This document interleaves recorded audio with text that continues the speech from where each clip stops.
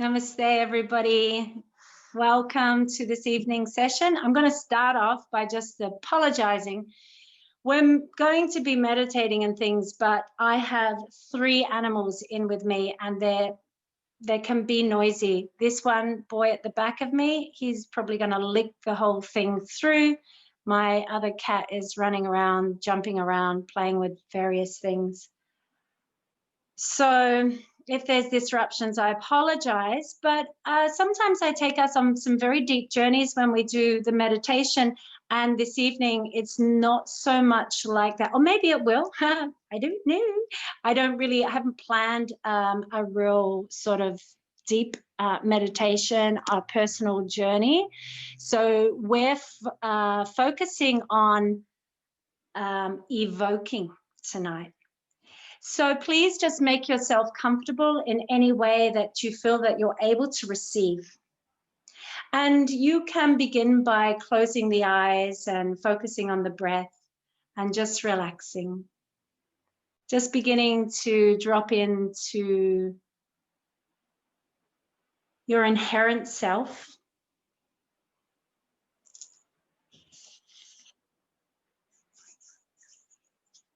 And I'm just going to open class with a few chants.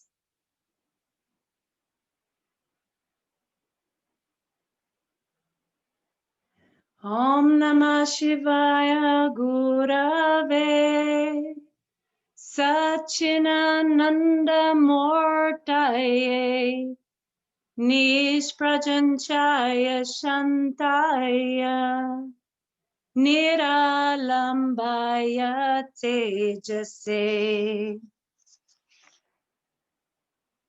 Salvamangala Mangaye Shive Salva Sadike Sharanye Trayambake Gauri Nararani Namostute Salva Sarupe Salve Shi Salve Shakti Samanvati Vyas Bastre Hino Devi Durga Devi Namostute. And if you'd like to join in with Shanti together 3 times. Om Shanti, Shanti, Shanti.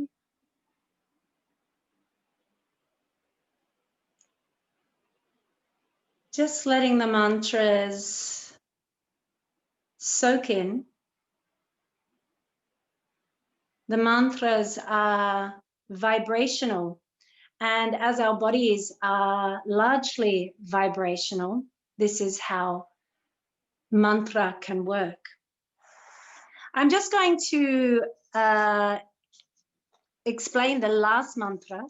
I started off by evoking the god Shiva, and then did a couple of mantras to invoke the goddess Durga, who we're working with this evening. So I'll just begin by, letting you know what that last mantra meant. You are the essence of all life, of all people.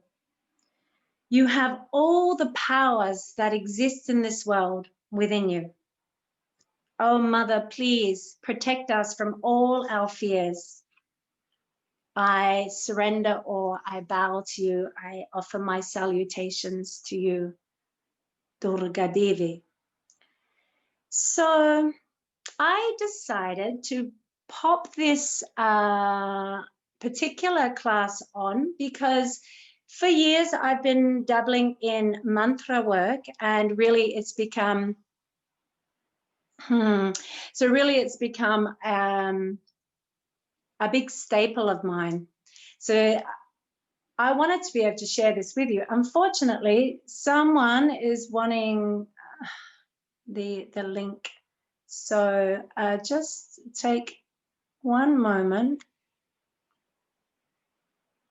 It's very annoying when people... The thing is, I can't seem to find... I have it different on my phone, and so here we are.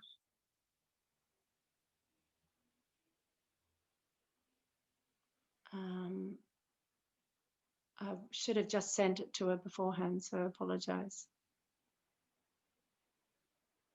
Oh, God's sake, copy.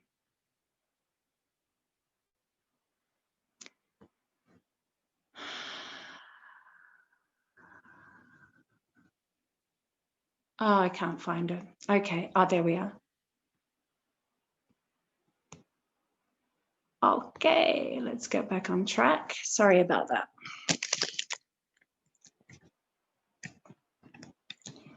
Yeah, so mantra work has become a really big part of my practice, and I love the goddesses as well. I've done a bit of work with the goddesses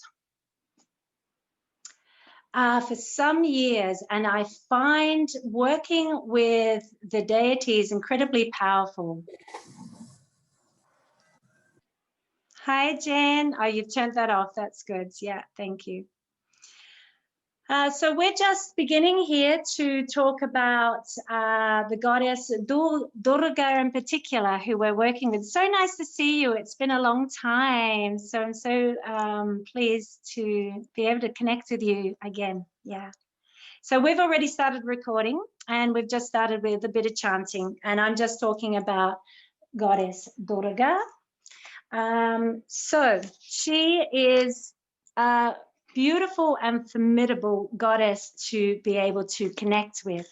So whether you believe in the deities or not, it doesn't really matter. In terms of that, they do say that these energies are real. They're very real, palpable energies that exist in different realms and that are sort of here to support us. If that's too much of a leap of faith for you, that's okay. You can just imagine that invoking someone like Durga is simply invoking certain qualities that are available to us, because she embodies certain qualities. So each goddess or deity will have certain qualities that they are imbuing. So in our crazy COVID times, and if you're just even watching the elections in the US, you know, there's a sense of destabilization. We are going through an incredibly transformative year and a transformative moment. You know, I believe it started some years ago, maybe 6, maybe, you know, 10, or maybe you've been noticing it for a while. And of course, big major shifts take some time to go through. So I really think it's appropriate, if it's part of maybe something you're interested in is to connect with certain goddesses or certain energies to help support you through that. So Durga is the goddess of love, of wisdom, of power, of strength, and of protection.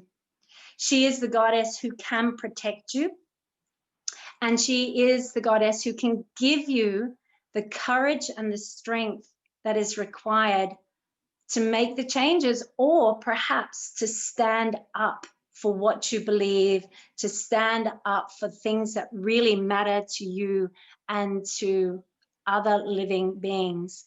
So she is like, she likes to protect things. So if you have this element in you that you like protecting, you know, the vulnerable, or like, you know, I have Durga energy in me for sure. You know, I'm fostering these little dogs. I've taken in these kittens. I work in an industry now that is all about caring. It's a very Durga energy. So in this moment, one of the big things that Durga can help us do is to cut through our fear, to really help us face our fears. And I'm going through a yoga series at the moment all about, you know, making friends with your fears and being able to work through that. So I thought it was sort of appropriate to put them together. So I also just want to quickly talk, to put it in context, because it's a, you know, what I'm presenting is yoga philosophy in many ways. So I want you to understand that the Ma Durga, as she's often called, she is one of the primary goddesses of the Hindu religion or tradition. And she represents a lot of different things. She's known to have 9 different names or 9 different forms, but in general, she could be said to be the goddess or all of the goddesses. She is Shakti. Now we hear about Shiva and Shakti, and I had a invocation for Shiva. Shiva and Shakti is like the masculine and the feminine forms, but not in this way of male and female. They are the masculine and feminine forms in a very subtle level, and this whole presence of being of all life forms. So it's sort of like Shiva is the masculine energy and Shakti is the feminine energy. And you really think about Shiva as sort of like space and Shakti as all the planets and forms and everything else that exists within that. Or you might like to think more simply about Shiva as being the canvas and of Shakti being the painting, the picture that's created on the canvas. So Shakti is Durga, Durga is Shakti. So we have the feminine in us because, you know, everything that we say, we do is an expression of Shakti. So this is just a particular form of Shakti. Durga can give you these particular aspects. So I have been working with her and I find her an incredible energy to evoke and to inspire yourself with. She can really help you put a little skip in your step. She can really help protect you from, if you're sensitive to energies and things like that, she can protect you from that. She can help you if you have anxiety and depression, or you're going through a difficult moment where you're, you know, maybe breaking up with somebody. I know nobody here is going through that, but there's all sorts of different areas in your life where you might want to be able to invoke her. So we are going to work with her sort of like bija mantra, her main mantra, which I will bring it up. I'll share it on the screen so you can see it written.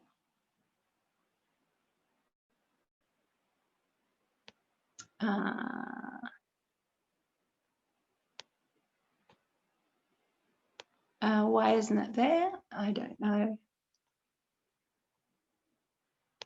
Okay, it doesn't look like I'm going to. I checked all of this out just before I started and it was all there, so I don't know why I can't see it now. Anyway,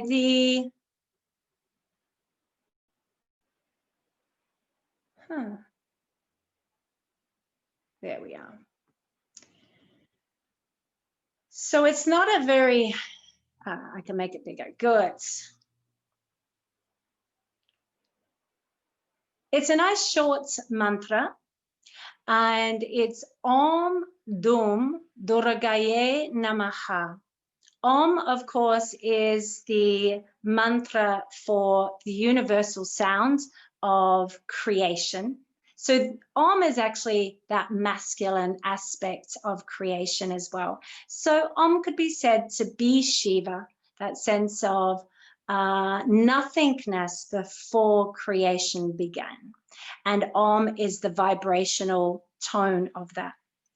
Dum is Durga's seed sound. It's her seed mantra.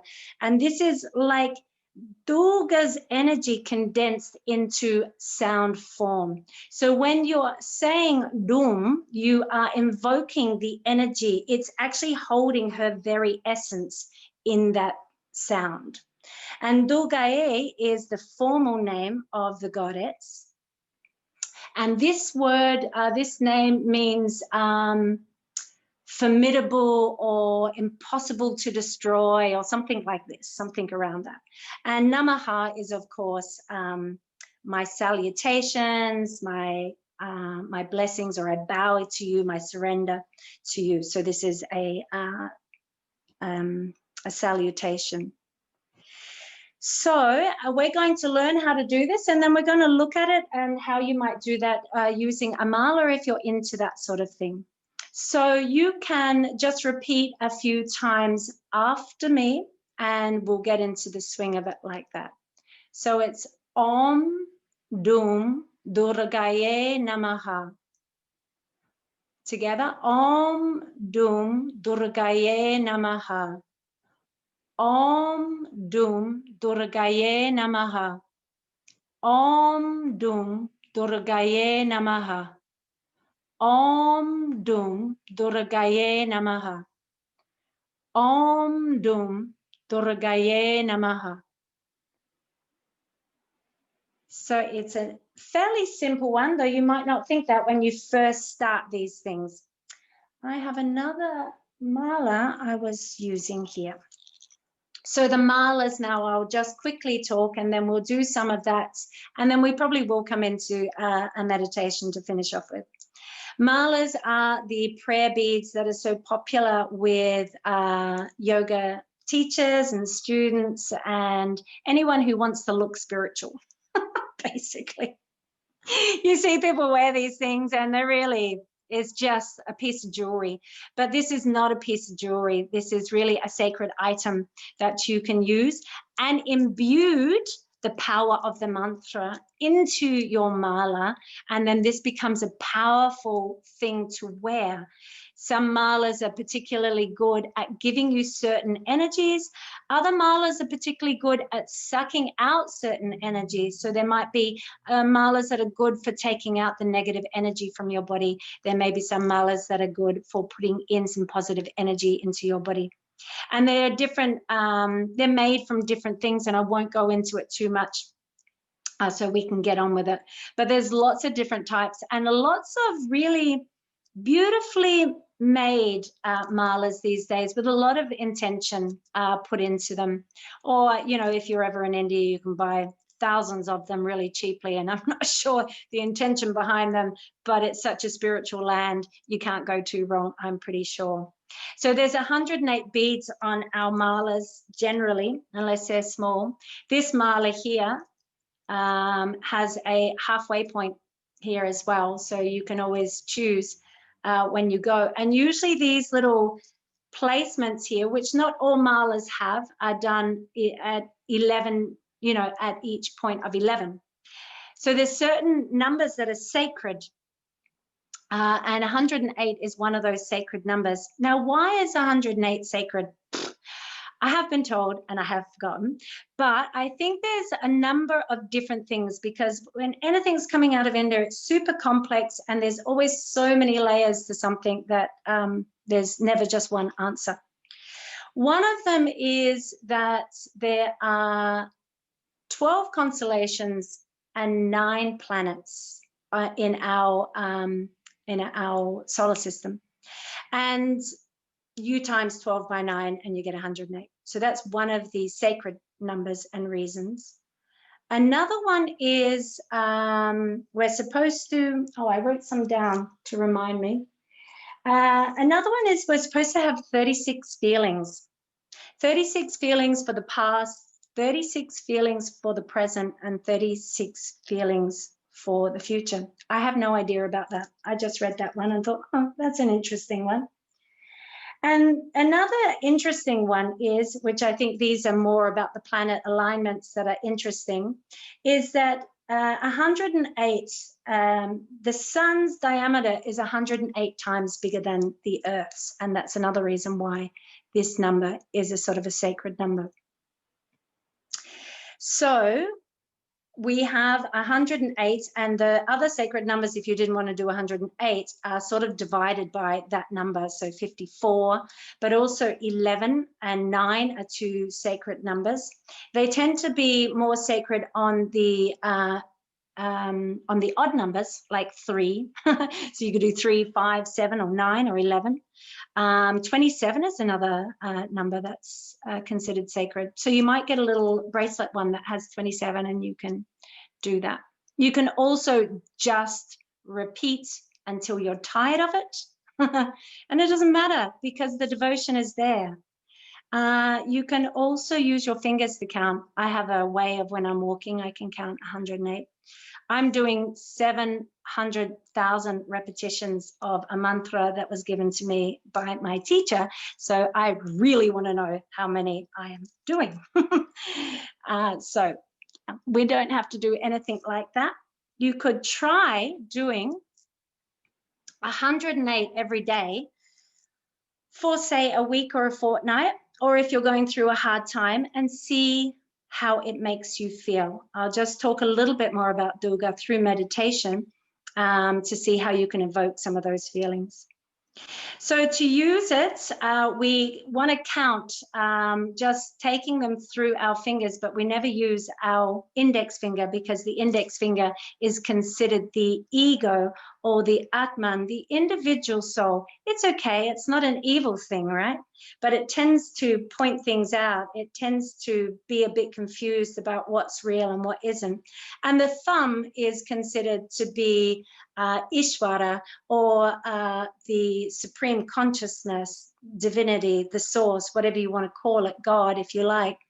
So we often get this mudra here where we're bringing the thumb and the finger together, forefinger together. And this is the finger, the ego, the Atman bowing to the source, bowing to the supreme consciousness. So that's where you get this little symbolic idea in meditation that my individual soul is bowing to the supreme soul. So this is where we get that. But we never want to use this in mantra counting. So I have taken to not using my right hand at all, because right hand is more masculine, more ego driven. However, I started that because of an injury. So it's not in pure form there, but we place it through our two middle fingers, and the thumb is going to help bring it through. So you count one, Om Dum Durgaye Namaha, Om Dum Durgaye Namaha, Om Dum Durgaye, and you just count it like that. Or you might have you might just want to do Om, Om, Om, Om, Om, Om. The mantras can have a very hypnotic effect on the mind. So it brings you into a sort of a trance state, can bring you into a trance state.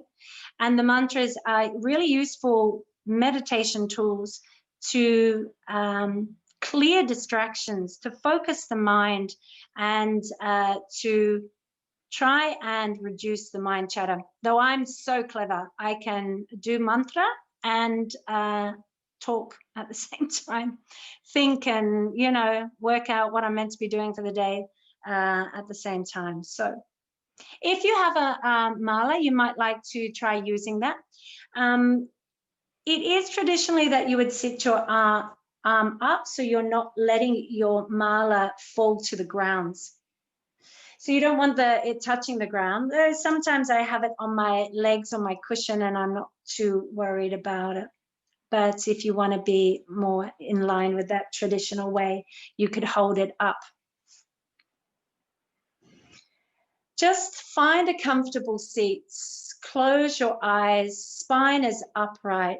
And if you like, if you're not using mala, then you might like to bring your hand into the jhana mudra, the chin mudra, where we're bringing the forefinger and thumb together. Yeah, the famous one we all know.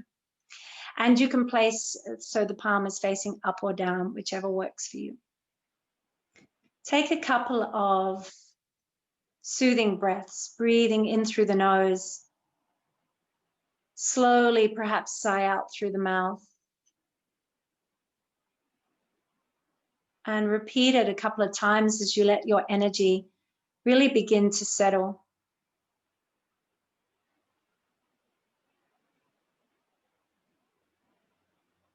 Just begin to feel that beautiful natural rhythm of the breath moving through the body.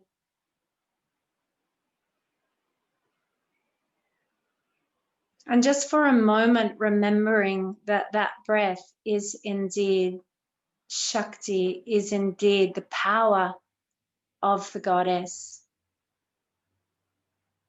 moving through you.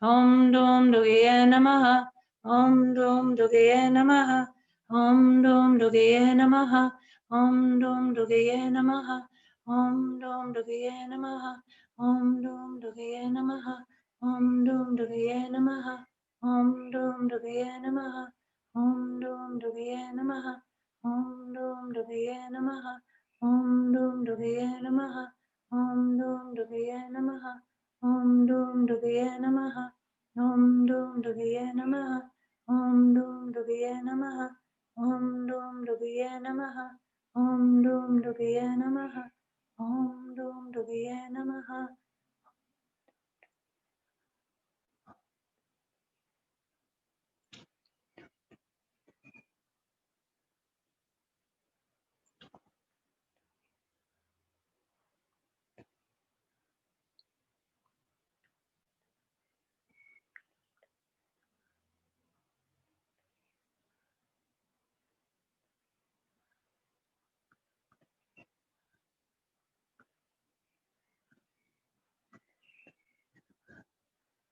Om Dum Durgaye Namaha. Om Dum Durgaye Namaha. Om Dum Durgaye Namaha.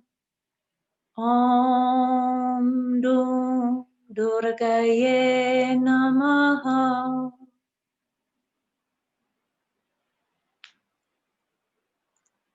Just allowing the mala beads to be placed down and to bring yourself into a comfortable position if you are not already there.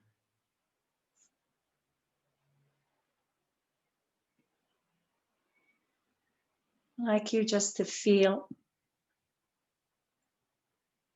into your body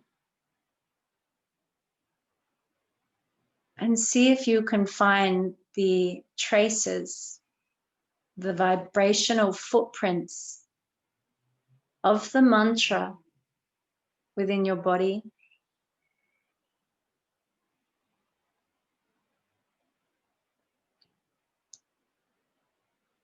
Noticing where that energy sits, where that energy is filling the inner body.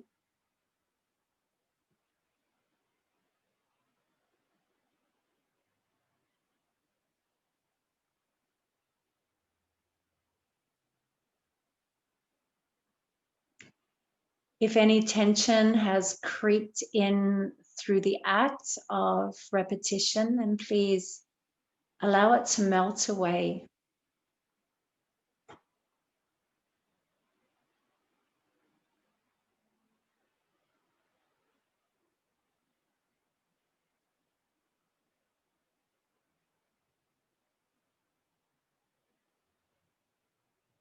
Find the rhythm of your breath, perhaps making it deep, slow, and rhythmic.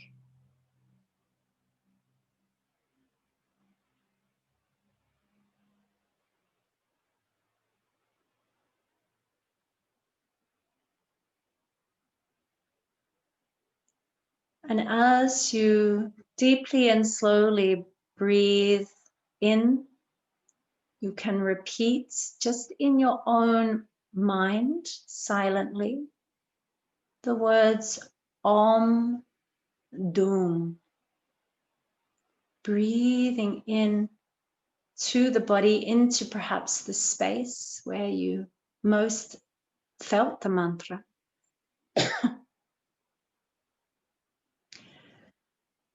And as you exhale, allowing Durgaye Namaha to just float through silently through the body.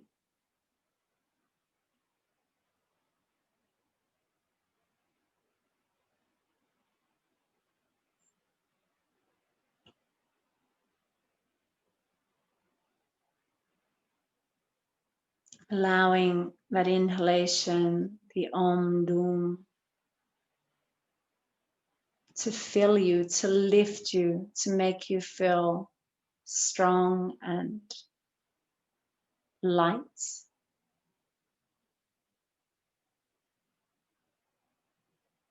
And Durga Namaha is this grounding, stabilizing force throughout the body.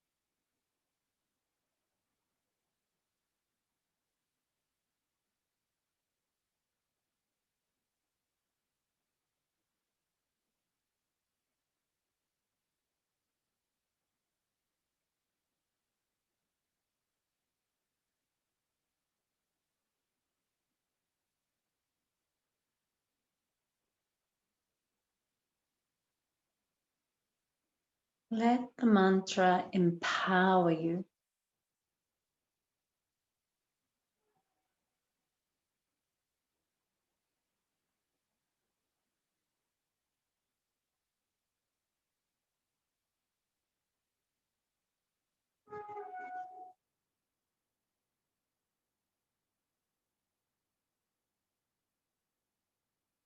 And let the mantra ground you.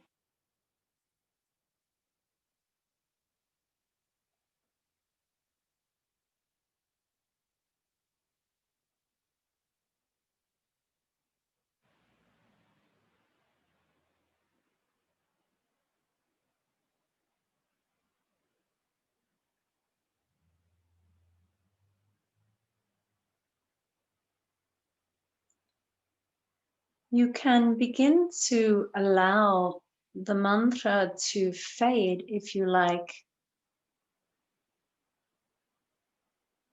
and just continue to work with the breath, silently moving in and out of the body, lifting you, expanding you, empowering you, and also relaxing you, grounding you, strengthening you.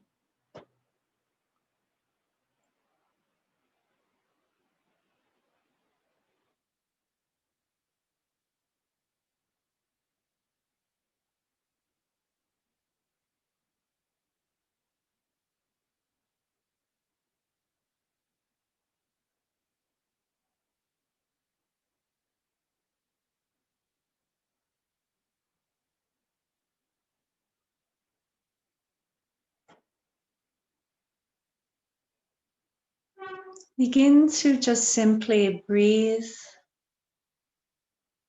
the energy in front of you as if the goddess perhaps is standing right in front of you, this beautiful, absolutely stunning, strong, amazing looking goddess in front of you, just breathing in her energy into your heart, into the heart space. And exhaling out through the back heart and feeling the energy open up behind you. So breathing in this really strong, loving, protective, powerful energy, breathing it in to your front, through to the heart, and letting it breathe out through the back heart as if they're like wings beginning to spread out behind you. like these protective wings or arms.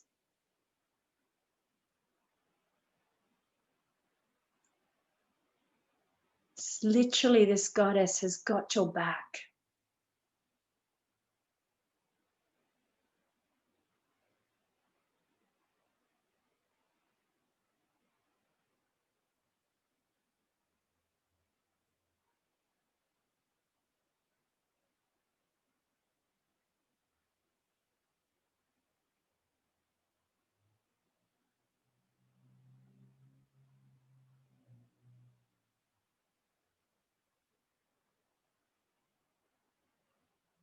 And seeing if you can really just tune into that protective like energy.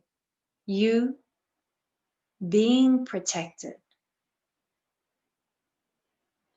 This energy comes almost from the back body surrounding you.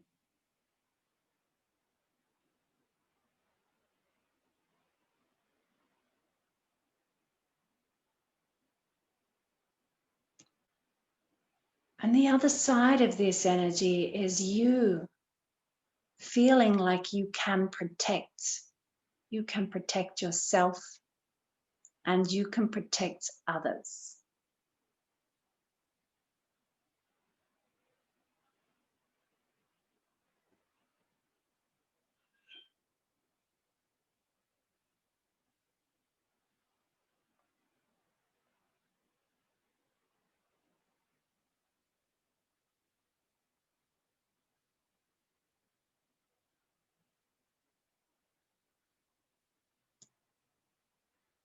Breathe into all that feels powerful within your body, within your being, and amplify that feeling through your breath. The inhalation, expanding it out into and throughout the body. And the exhalation, grounding it into the bones of your body and into the earth.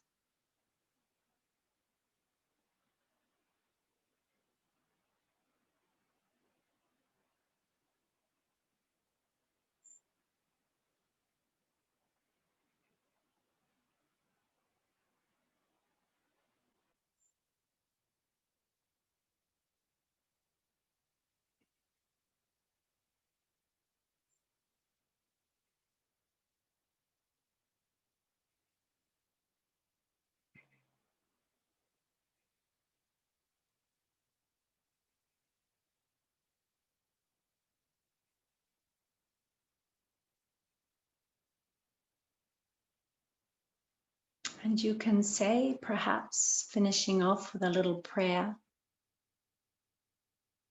speaking to the goddess herself. O Ma Durga, please help me cultivate and express the qualities and wisdom that you have. Please help me to allow you to express yourself through my thoughts, words, and actions.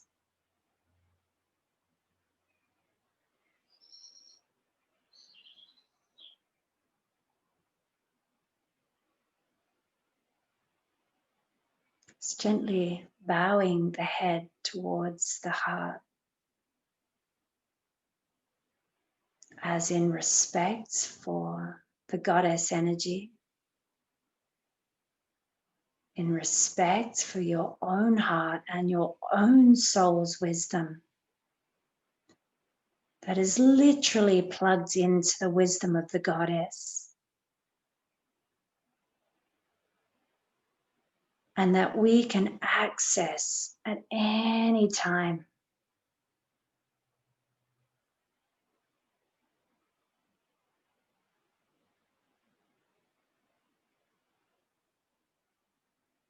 Sitting for a moment longer, experiencing your natural breath, experiencing the danda of your body, that central point that holds you upright and strong.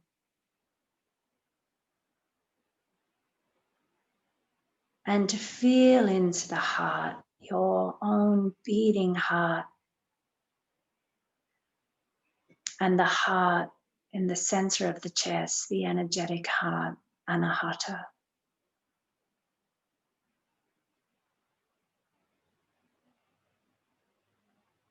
Allow your eyes to soften and your lips to gently expand away, each corner away from each other.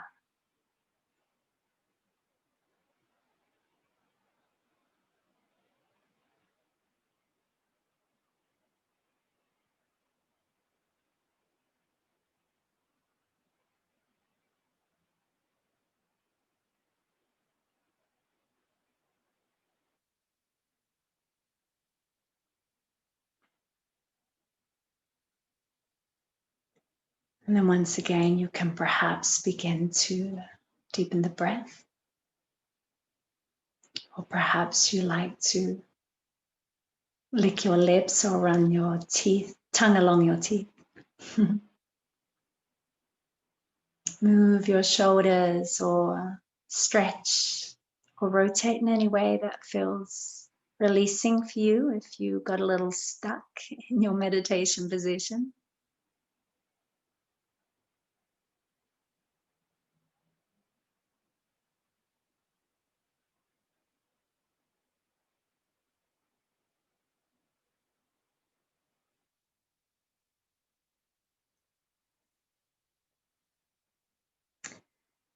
So I'd like to thank you for joining me tonight, and I'd like to also thank those of you who are watching later, and know that you are here with us now, and we are here with you later whenever you meditate. This is the beauty of working on that spiritual plane, is that time and space don't mean a whole lot of things. So I'm going to stop the recording now. Thank you.